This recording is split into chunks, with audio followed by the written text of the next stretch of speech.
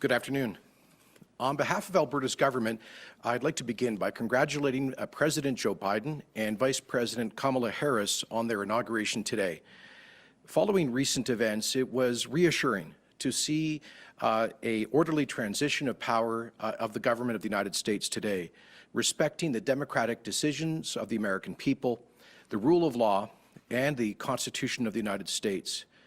The world needs a strong American democracy, and today we saw the strength of the institutions that protect American democracy. The United States, of course, is our most important ally and trading partner. And amongst all of the Canadian provinces, Alberta has the deepest economic ties to the United States and strong social connections that go back well over a century. I wish the new administration and the people of the United States every success in the coming years. With over $100 billion worth of exports to the United States every year, Alberta has a broad range of important issues to work on to create prosperity for people on both sides of the border.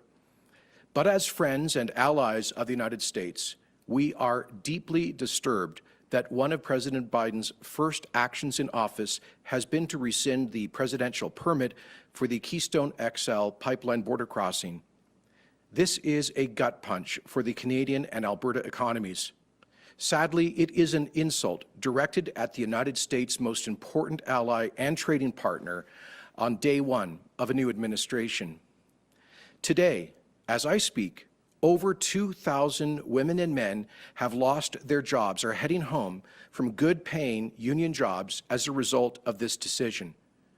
My thoughts go to every one of them as they cope with the distressing consequences of today's decision. We'll continue to fight for them and for the 59,000 jobs that this project would create. Let's be clear about what happened today. The leader of our closest ally retroactively vetoed approval for a pipeline that already exists and which is co-owned by a Canadian government, directly attacking by far the largest part of the Canada-US trade relationship, which is our energy industry and exports. The portion of Keystone XL that crosses the Canada-US border between Montana and Saskatchewan was installed last summer. It was built following a decade of rigorous environmental analysis and approval. Thousands of union workers are being fired as we speak as a result of the decision.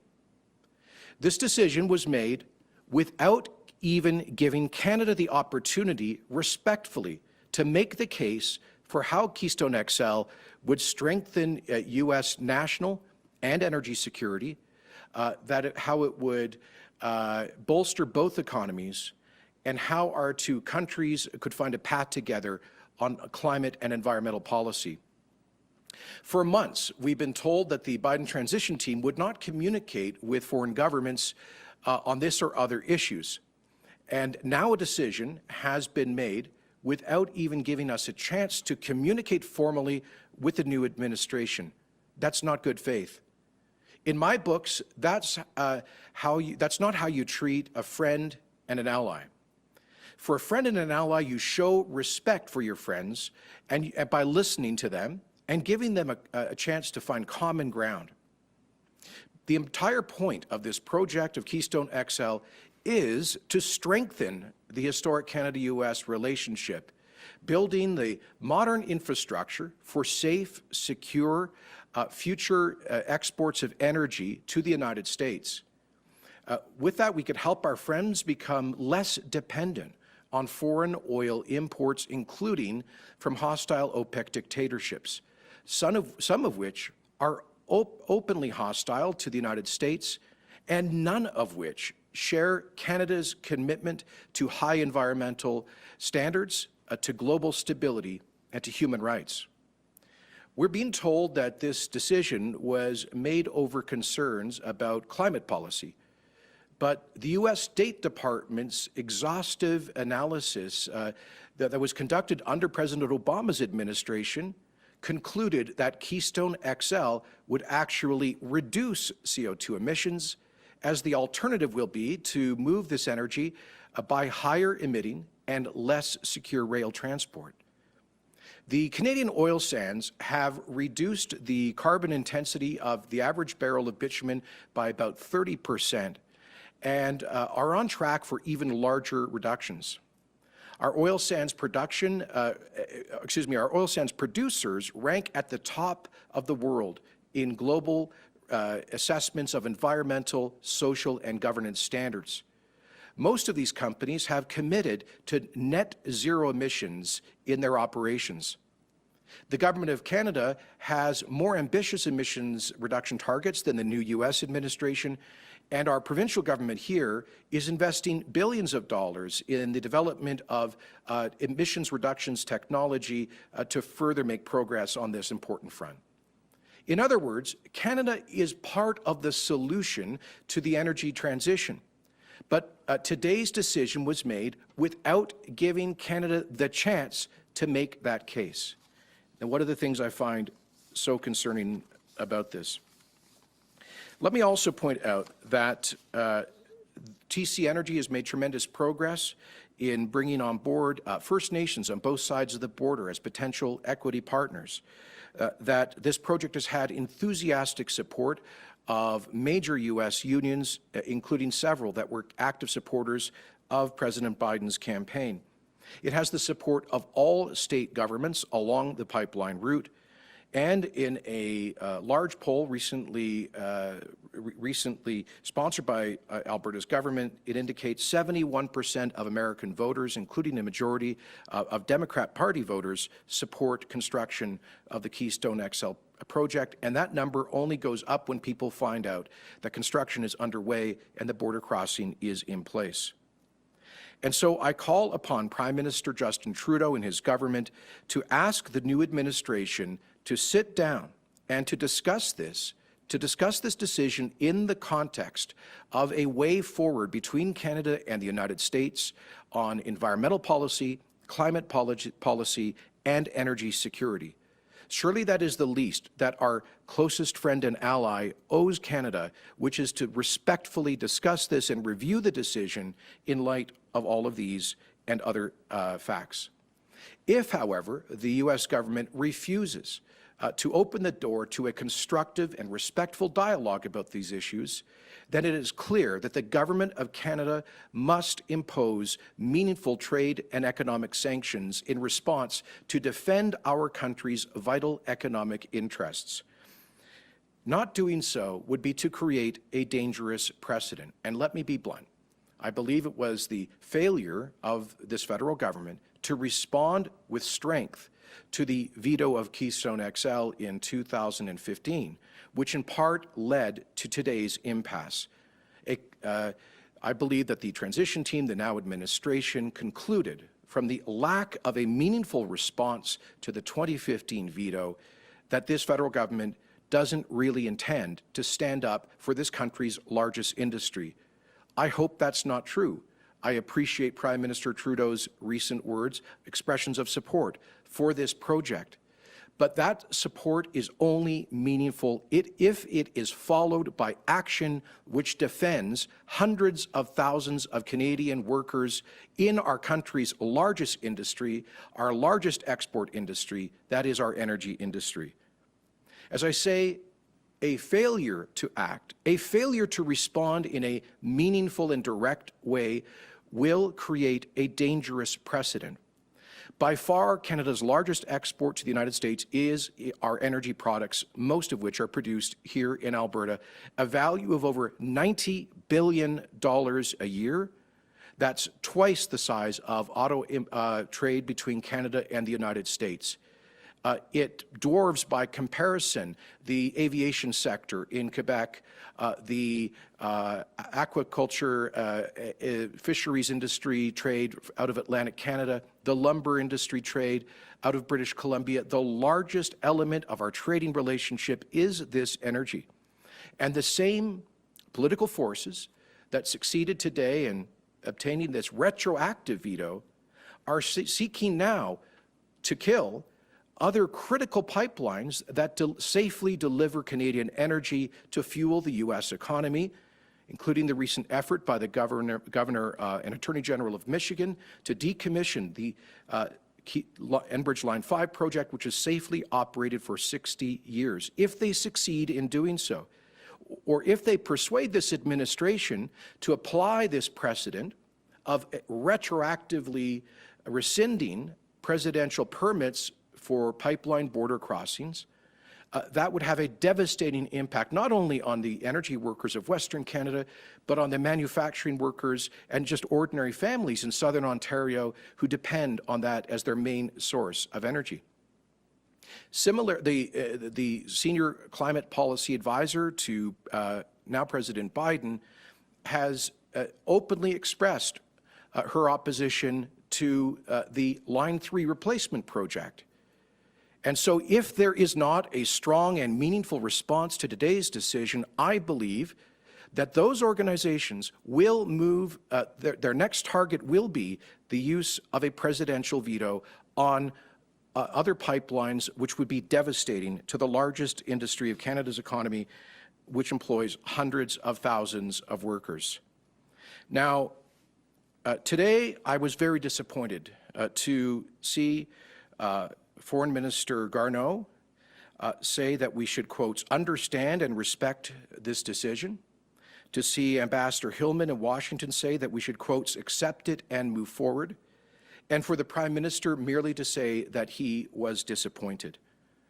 Now, let me compare this to the quite appropriate and strong response of Canada's government to efforts by the last president to undermine Canada's vital economic interests. You'll recall that former President Trump campaigned on ripping up NAFTA. But the Canadian government did not accept that and move forward. They did not understand and respect that decision. They fought it.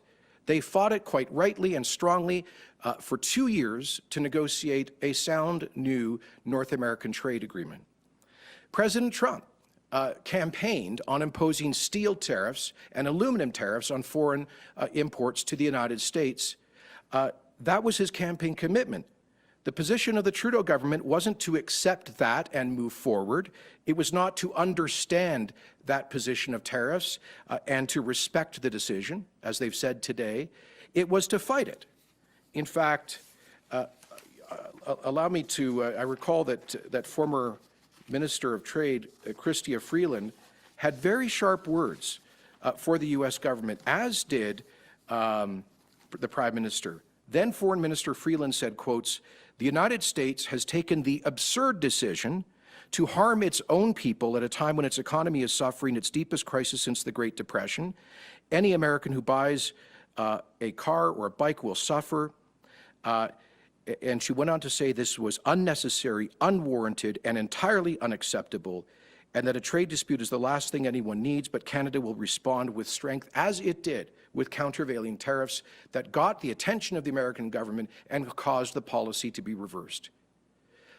Surely, hundreds of thousands of energy workers deserve at least as strong a defense from their national government as that government gave to Canadian steel workers in central Canada and elsewhere. So that is what I'm calling on the Trudeau government to do, which is to seek to enter into a respectful dialogue about energy and the environment and how this safe, job-creating project can operate in that context, and failing that, to demonstrate that Canada will stand up for itself against this uncalled-for attack against our country's vital economic interests. And I'm happy to take your questions.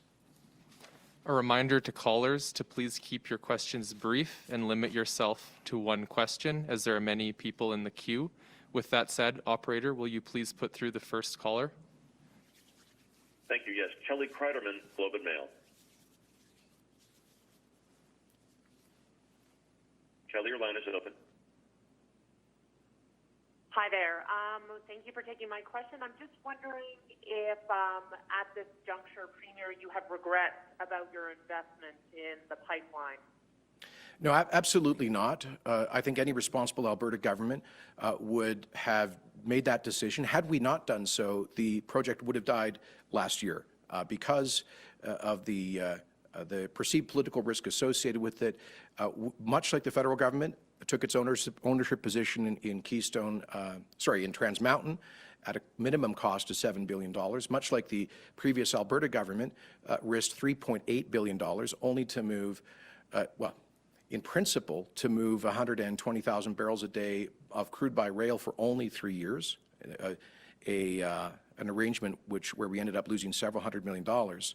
This was a $1 billion preferred equity investment to begin construction, to create facts on the ground, as I said at the time, to take control of our own economic destiny in a project which, if completed, will generate, we estimate, $30 billion of incremental revenue for the government of Alberta over the next 2 decades.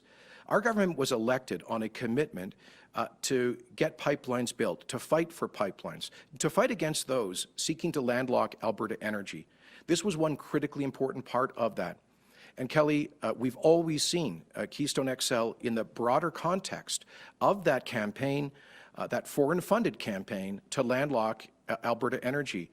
As the Michigan governor is in court right now, trying to kill a 60-year-old pipeline that is safely operated, delivering 640,000 barrels of Alberta energy to Michigan, that fuels the Southern Ontario economy, as the same forces seek to block the Enbridge Line 3 project, and the same groups that are trying to stop Trans Mountain. We were not going to surrender to that campaign to landlock Alberta energy, and we will continue to use every legal tool at our disposal to defend our jobs, our future, and our vital economic interests. And that includes, by the way, using any legal remedies available to us to defend our financial interests in this project. I spoke earlier today to TC Energy President Russ Girling about that. Of course, we are going to closely analyze the actual legal wording of today's presidential permit. Of course, I renew our call on the federal government to enter into dialogue with the Biden administration on this. If ultimately those efforts are not successful, we will defend our interests in court as necessary. Thank you. Operator, will you please put through the next question? Thank you. Chris Varco, Calgary Herald. Hi, Premier. I have 2 questions here. I'm wondering, first off, if you can just talk to me about your call for trade sanctions. What specifically are you looking for, and are you worried it's going to lead to retaliation? That's the first question. The second one is you talk about this setting a precedent. Why do you think this puts other pipeline projects at risk? So what sanctions are you calling for, and are you worried about it leading to retaliation? And separately, why do you think that this puts other projects at risk? Well, in terms of what kind of sanctions, that would be up to the federal government to decide and to calibrate. Professor Jack Mintz outlines a number of creative ideas about what kind of sanctions Canada could meaningfully impose in response. My point, I guess my broader point to you, Chris, is that when you're dealing with a trading partner who attacks your vital interests, in this case, retroactively cancelling critical infrastructure, which is co-owned by a Canadian government, and thereby imposing very real financial, economic, and damage on our country and our province, then a response is called for, because otherwise it invites similar decisions in the future. That is exactly the principle which guided the Trudeau government, quite rightly, to impose countervailing tariffs on U.S. products following the Trump administration's imposition of tariffs on aluminum and steel imports from Canada. So it's clear that today's decision is not in keeping with the spirit of the North American Free Trade Agreement or its successor agreements, and that it's a direct attack on the largest sector of the United States' most important trading partner's economy.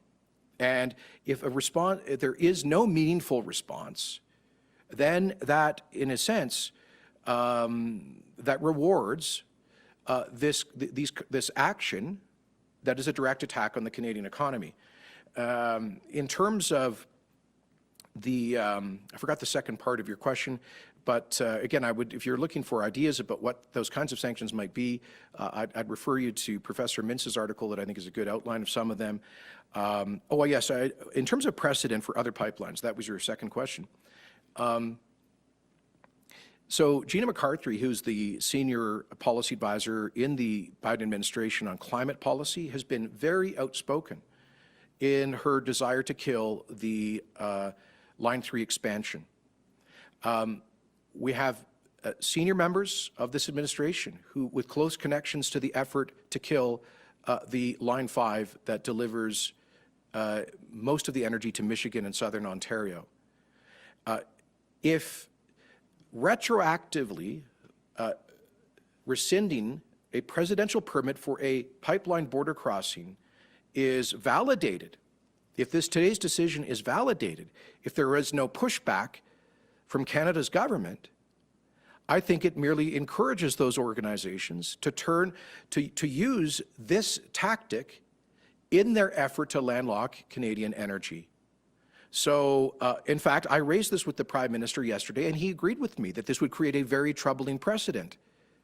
That seemed to register with him, and I believe he is aware of the catastrophic impact on Ontario's economy of potentially decommissioning Line 5.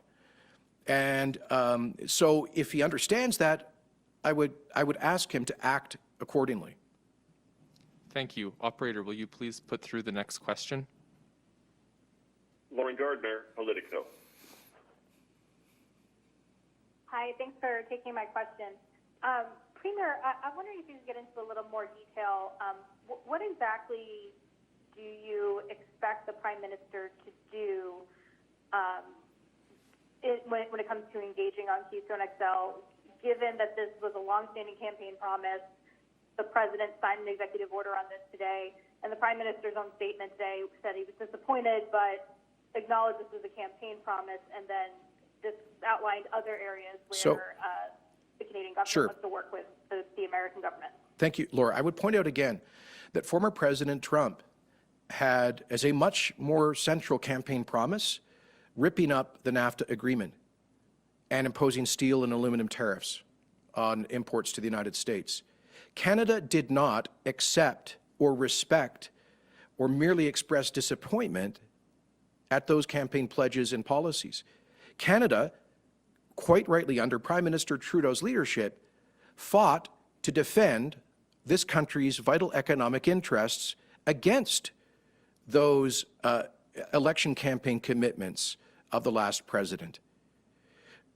And so I can't understand why the Canadian government would go to the wall with strong language, not respecting or accepting the aluminum or steel tariffs, but immediately imposing countervailing tariffs on the United States. Why would the federal government do that when we have at most a few $billion of aluminum and steel exports to the United States, but would take no similar measure to defend a $90 billion export industry, Canadian energy, shipped to the United States, which employs directly and indirectly hundreds of thousands of Canadians, the largest sector of the Canadian economy. So, to say that this was a campaign commitment, yeah, so too have been previous American protectionist policies that were strongly fought by national Canadian governments of different partisan stripes. Just because a foreign government gets elected on a promise to hurt our economic interests does not mean we can or should accept the damage inflicted by foreign government policies. In terms of what do I expect the Prime Minister to do? Well, he and I have discussed this a number of times in recent months, which is that if a Biden administration were to be elected, this federal government would hope to have as a priority a meaningful dialogue about finding a common path forward for North American energy and environmental policy, with a particular emphasis on climate policy. And I believe it is still the intention of this federal government to do that. This federal government has, I think, quite close alignment with the new U.S. administration on many aspects of environmental and climate policy. My point is that we should make those discussions, within the context of those discussions, energy infrastructure, including Keystone XL, must be part of that discussion. And here's my point, Laura. Perhaps there's only a faint hope of this. but I absolutely respect the new president. Despite this insulting action today, we remain friends of the United States. We must find a way forward. And I would hope that we could do so respectfully in the context of a broader policy discussion about North American action on climate and environmental policy. Because I think if we were to sit down with the Biden administration and demonstrate the enormous and continued progress on reducing carbon intensity from the Canadian oil sands, the technological improvements and safety improvements in the actual TC KXL proposal since it first was first made a decade ago, the involvement of First Nations, the strong support of unions, the commitments to net zero production by most of our oil sands producers, the new climate targets of the Government of Canada. What I'm saying is that surely the new administration owes Canada the respect to sit down and hear that case and how KXL can fit within that policy. Thank you. Operator, could you please put through the next question? Rick Bell, Calgary Sun. Good afternoon, Premier. I'll just put this bluntly. What leads you to believe that Trudeau will actually do anything of a game-changing nature on this file? Because I think I'm echoing the views of many Albertans of all political stripes in thinking that they would be very surprised if he actually did anything really significant on this file to push Keystone at this point across the finish line. And let us just say, if he does nothing, which is probably the majority opinion today, what do you do then? Well, Rick, first of all, I acknowledge that the Prime Minister has publicly and clearly supported the Keystone XL project in his recent remarks. And as he says, he did several years ago when he was in opposition. His former Minister of Foreign Affairs, Mr. Champagne, said that this was at the top of the bilateral agenda. In my discussion with the new Foreign Minister, Marc Garneau, this week, he said to me that, quotes, "We are in lockstep, Alberta and Canada, on this project." So those are the kinds of statements that we have heard publicly and that I have received privately. And so you can imagine my surprise over the past 90 minutes as I've read comments coming from Ottawa, from Minister Garneau, who I like and respect, saying that we should, quotes, "understand and respect the decision," and from Ambassador Hillman, who operates under directions from Ottawa, saying, quotes, "we will accept this decision and move forward."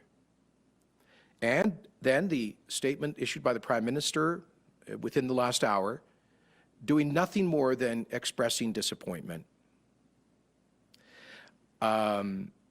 Those words are not consistent with what they have been saying, and they certainly are not consistent with the way in which this government, this federal government, stood up for Canadian aluminum and steel workers, how they stood up for the entire Canadian economy against Trump's campaign commitment to kill NAFTA.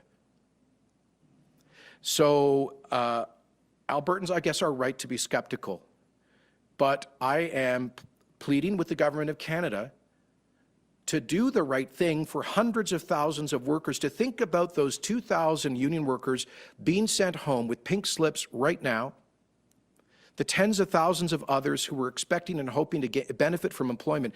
You know what I said to the Prime Minister yesterday when we spoke, when I pleaded with him to call then President-elect Biden on this directly? I said, you know, Prime Minister, if this project gets done, Alberta, we estimate, will generate $30 billion in additional provincial revenues over the next 20 years. And I said billions more for the national government. I said, if you want this province to be able to continue to contribute to the rest of the country, we need to get things like this built. He said, I understand that. Well, I appreciate the words, but now we need to see actions. And obviously, Rick, if we don't see those actions, if we don't see the same seriousness about this issue that we did on aluminum and steel tariffs and other sectors attacked by American protectionism, then that will only impel us to go further, force us to go further in our fight for a fair deal in the Federation. Thank you. Operator, will you please put through the next caller? Thank you. David Staples, Edmonton Journal. Hi, Premier. I believe that in the last budget document, it said that if we get 2 out of 3 major pipelines built, Line 3, TMX, and Keystone XL, that we won't have a pipeline crunch. So this one is in doubt, Keystone. How confident are you that TMX is going to be built? And how important now, based on fears the United States may be going in a different direction with oil and gas, is it important? How important is it to get this oil over to Asian markets? Very important. Look, I remain cautiously optimistic about Trans Mountain. As I've said before, the BC government has effectively accepted it as a fait accompli and is continuing to permit it. We are down now to a small handful of First Nations out of 129 that are actively opposed to the project. And public opinion has shifted in a supportive direction in British Columbia and elsewhere. All of that, I think, bodes well for continued progress. We continue to win. When I say we, Enbridge continues to win, and really indirectly, the Canadian energy sector continues to win critical regulatory challenges against the Line 3 expansion, which is one of the 3 projects to which you've referred. And so if the rule of law prevails, we believe that we should see the expanded Line 3 commissioned and delivering an additional more than 300,000 barrels to U.S. markets by roughly this time next year.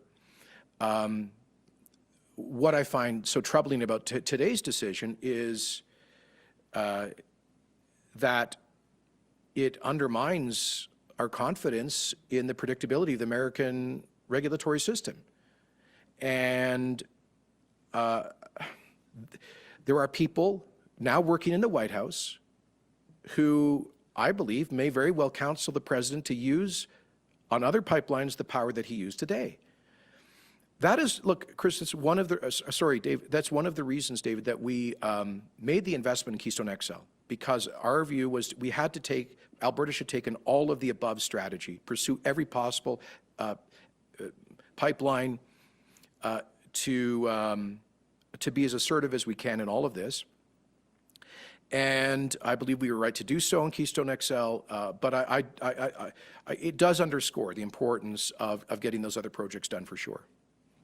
Thank you. We have time for 3 more questions. Operator, will you please put through the next question? Robert Tuttle, Bloomberg News. Yes, hi, Premier. You said earlier that you were considering to recoup some of the loss selling off pipe and other assets. How long are you going to wait before you'll actually do that? It sounds like you want to take some other actions ahead of time. Well,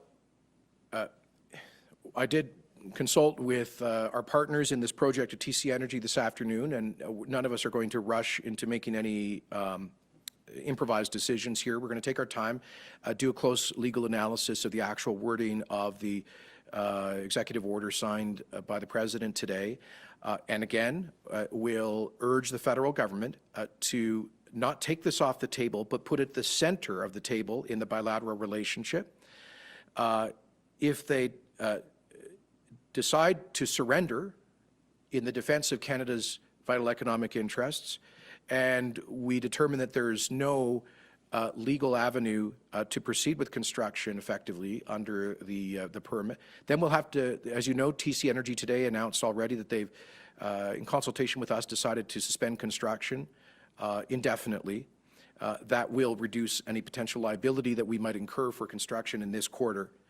And ultimately, a decision may have to be made that we will make in the interest of Alberta taxpayers, TC Energy in the interest of their shareholders, to suspend the project. And if that happens, then there would be liquidation of assets. But that is not our first option. Our first option is, again, for the Canadian federal government to take this as seriously as they would take the defense of the Canadian auto sector or the aviation sector, and to put this back on the table. So that is, and then if ultimately damages are incurred, we will use every legal means at our disposal to seek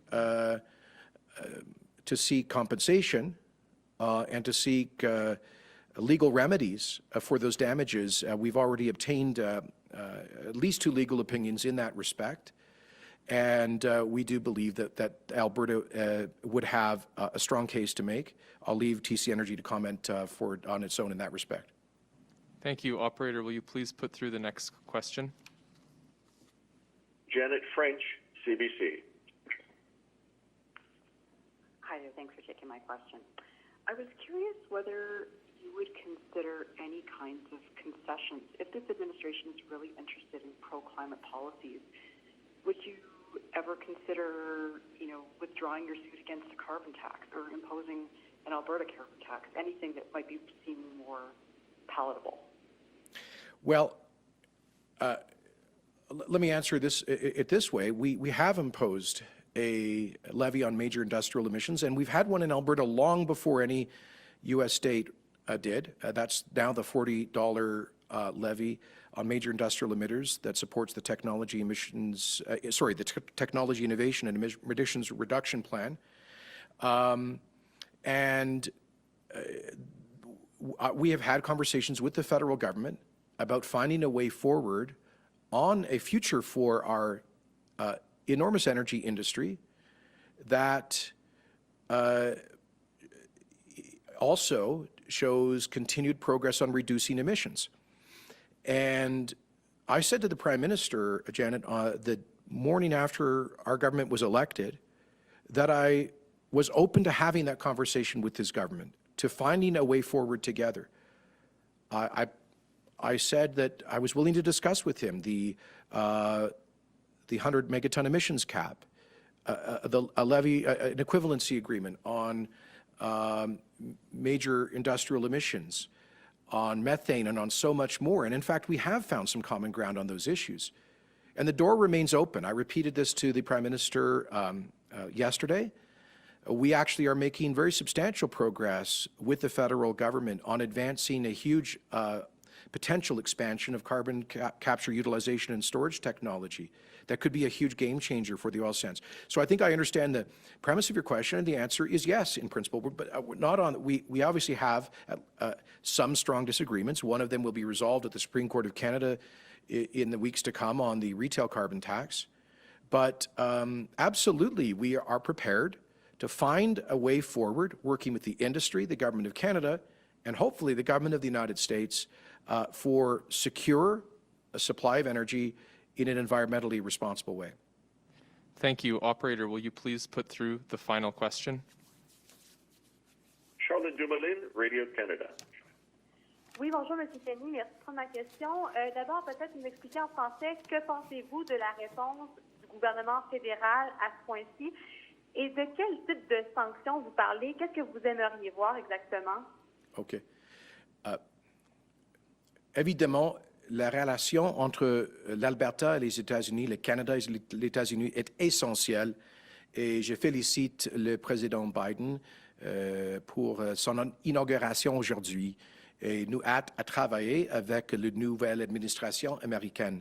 Mais cela étant dit, évidemment, on est insulté qu'une des premières actions de son gouvernement a été de, effectivement, tuer un projet actuel où le gouvernement de l'Alberta est un propriétaire de cet oléoduc parce que ça va tuer milliers des emplois au Canada. Ça va créer un précédent très problématique en ce qui concerne la vente de presque 100 milliards de dollars de produits énergétiques aux États-Unis provenant de l'Alberta et le Canada. C'est la raison pour laquelle nous exigeons que le gouvernement fédéral de M. Trudeau agisse à cet égard. J'espère, tout d'abord, avec les pourparlers de comment le Canada et les États-Unis puissent trouver une politique commune pour l'énergie et l'environnement, y compris l'action sur le climat. Mais si le gouvernement du M. Biden refuse d'accepter ce propos-là, c'est clair qu'il faut le Canada se défendre l'intérêt économique essentiel de notre pays et de notre industrie le plus large, qui est l'industrie énergétique. Et juste comme le Canada a imposé les tarifs pour répondre aux actions de M. Trump sur certaines industries, il faut envoyer un message de clarté qu'on va défendre la plus large industrie au Canada. Il y a plusieurs options à cet égard, des sanctions, mais la faiblesse n'est pas une option, parce que la faiblesse, en réponse aux actions injustes qui nuisent à notre économie, est quelque chose qui va créer un précédent problématique. Merci beaucoup. Thank you. Thank you for joining us today.